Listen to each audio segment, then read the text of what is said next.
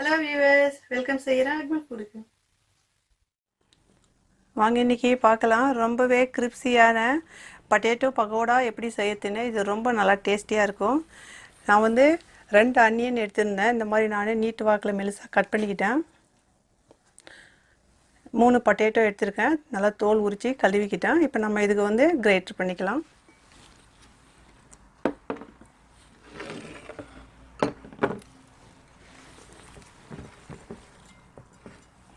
இந்த மாதிரி கிரேட்டர் பண்ணணும். நான் உருளைக்கிழங்குக்கு நல்லா கிரேட்டர் பண்ணி தண்ணியில் போட்டேன். தண்ணியில் போட்டு ஒரு கழுவிட்டு இப்போ நம்ம வந்து இந்த தண்ணிக்கு வடிகட்டிக்கலாம்.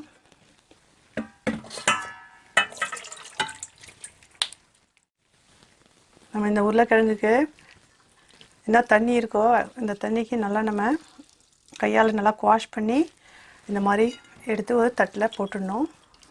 எல்லாமே நம்ம அந்த மாதிரி செஞ்சுக்கலாம். நம்ம வந்து பொட்டேட்டோக்கு நல்லா தண்ணி இல்லாத வாஷ் பண்ணி நல்லா நம்ம எடுத்துட்டோம். இப்போ இதில் நம்ம வந்து வெங்காயத்துக்கு ஆட் பண்ணலாம். கடலை மாவு நான் 1 கப் எடுத்துருக்கிறேன், போட்டுக்கலாம். அரிசி மாவு 1 டேபிள் ஸ்பூன் போட்டுக்கலாம்.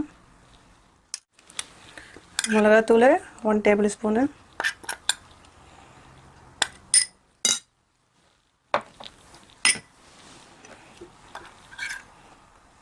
தனியாத்தூள் 1 டீஸ்பூன். ஜீரகத்தூள் 1/2 டீஸ்பூன்.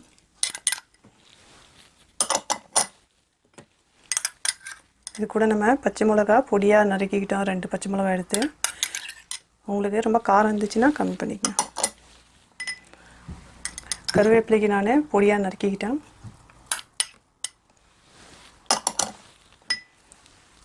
கொஞ்சம் கொரியாண்டர் இலை, இது நான் பொடியாக நறுக்கிட்டேன்.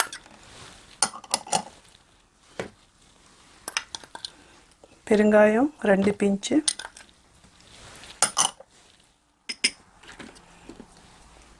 தேவையான அளவு சால்ட் சேர்த்துங்க.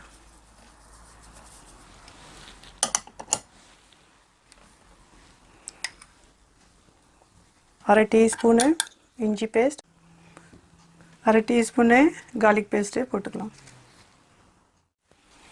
நம்ம இப்போ எல்லாம் இதை கையால் பிசைஞ்சிக்கலாம். நல்லா கலந்து விட்டு நான் தண்ணியே இல்லாத நல்லா இது பிசைஞ்சிக்கிட்டேன். ஏன்னா நம்ம உருளைக்கிழங்குக்கு நல்லா நம்ம துருவி இதில் போட்டதால் கிரேட்டர் பண்ணி இதில் தண்ணி அவ்வளோவா தேவைப்படாது. தண்ணி அப்படி தேவைப்பட்டுச்சுன்னு நினச்சிங்கன்னா கொஞ்சமாக கையில் தண்ணி போட்டு தெளிச்சிக்கலாம்.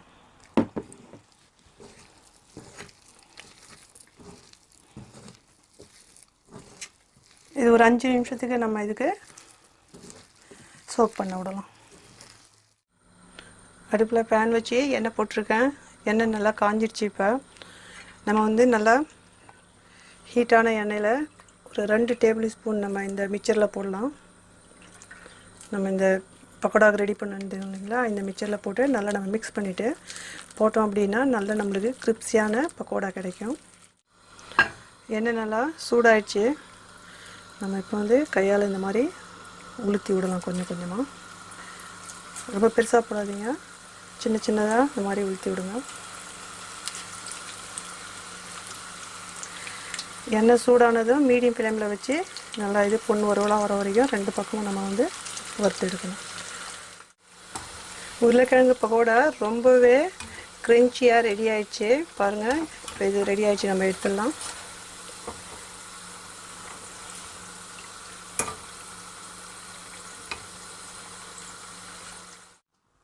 ரொம்பவே க்ரன்ச்சியான உருளைக்கிழங்கு பக்கோடா ரெடி ஆயிடுச்சு. இது பசங்களுக்கு ஈவினிங் ஸ்நாக்காட்டம் கொடுக்க முடியும் டீ டைமில்.